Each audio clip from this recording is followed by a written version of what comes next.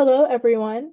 My name is Bushra, and today I'll be presenting to you the requirements, design, and plan for our social media application, Cardinal. This is our team who has been working together diligently to put this all together. First, we have Sarah, who is our implementation manager and requirements manager. Next, we have Steve, who is the project manager and planner. James, who is our implementation manager, collaboration software manager, as well as the webmaster.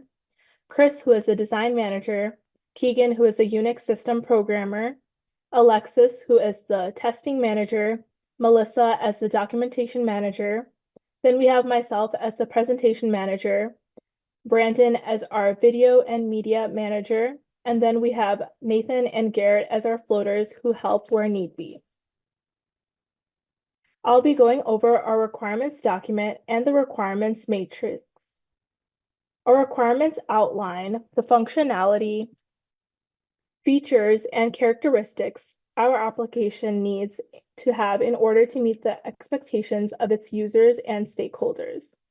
Individually, each requirement covers its base thoroughly and will make sure that the client has minimal to no questions on the project description and aspects. The specifications provide detailed instructions on how each requirement should be implemented, helping ensure clarity and consistency in the development process.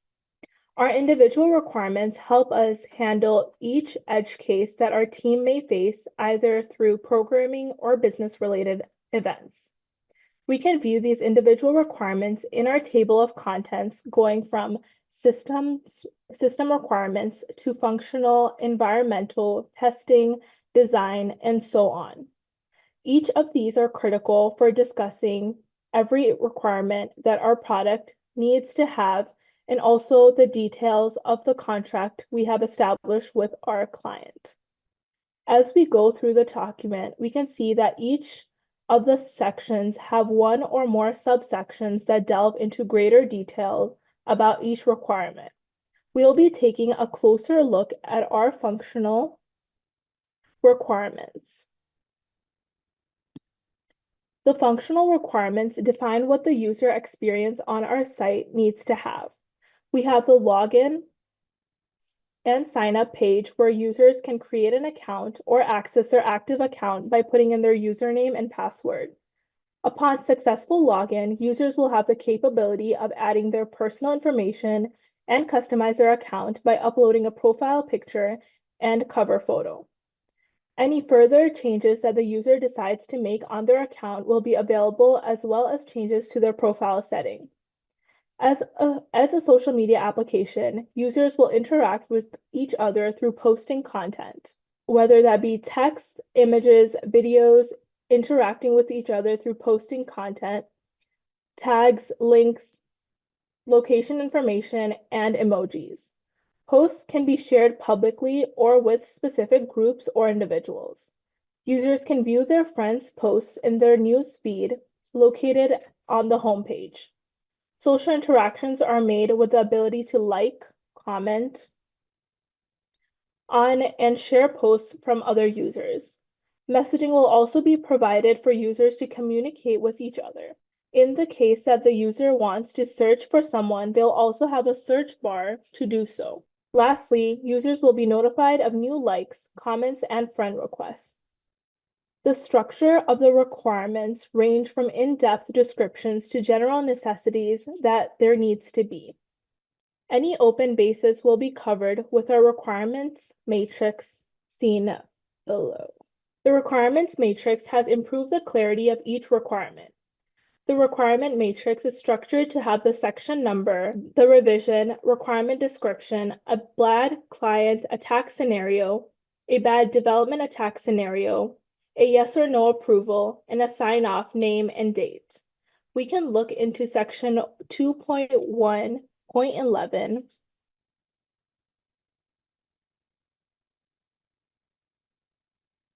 where we discuss users' ability to message one another. A bad client attack was that the messaging portion lacked proper encryption or validation checks. The bad development attack was that developers inadvertently store private messages in an insecure manner. One first revision covered the bad client attack, and we did this by explicitly stating that the messages are securely exchanged. Our second revision covered the bad development attack, and we solved this by also mentioning that messages are stored securely and properly. This revision was then approved and signed off by Melissa. This example is one of the many that we take a closer look at our requirements and how they are presented in the document. We have matrices for functional system, external interface, state, environmental, and performance requirements. Our client development liaison strategy, shown in section 12, entails consistent communication to facilitate ongoing collaboration. Meetings will review project progress, updates, and any new requirements or changes. Constructive feedback will be essential for us to know what we are moving along the right path and to know that our client is satisfied with the work being done. The primary stakeholders in this product are each of the members of our team, as well as the social sphere company and investors. Secondary stakeholders and investors of this application are Clark Elliott and DePaul University. Good afternoon, everyone. My name is James. I am the webmaster and the primary coder for the Cardinal social media website. Today, we'll be taking a guided tour through our social media application from a high-level design down to the specific code implementations. I'll start with a global overview and progressively dive into detailed aspects of our architecture. Here is our top layer diagram that represents the overall architecture of our platform. Each component, like Cardinal, which contains the front-end, back-end, user management, and the database, which contains our schema for storing all of our user information, plays a crucial role. Let's explore how these components interact to provide a comprehensive user experience. First, let's delve into the Cardinal module, which contains our back-end and front-end code and manages the visual aspects as well as the functionality of our application. From here, you can see the flow of information from user into our site in Cardinal, interacting with the sign-in for our previous users, or creating accounts for new users. From these profiles, you'll be able to access the main page where our flow of information from all users can be viewed, from accounts that you follow, accounts you want to discover, and it'll interact with our featured messages system and groups that you want to interact with. Let's take a closer look at the post module where users will interact with content.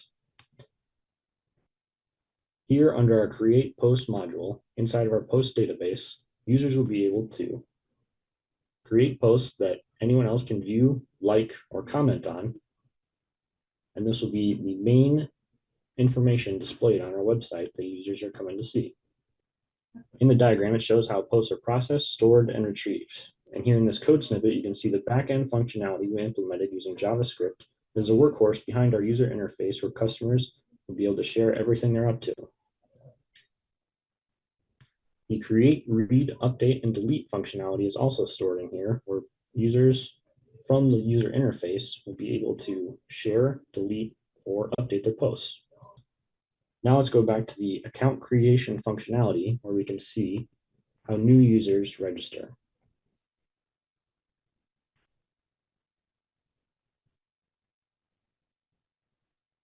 Inside this portion, new users will be prompted from the user interface, which will just be a HTML layout where users will input their username, their email, their password, and make sure that their account is set up before they get to log into the website.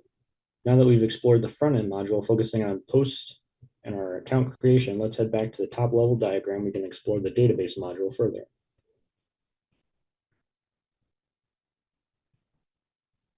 Here's where our flow of information from users will be stored inside our MongoDB database.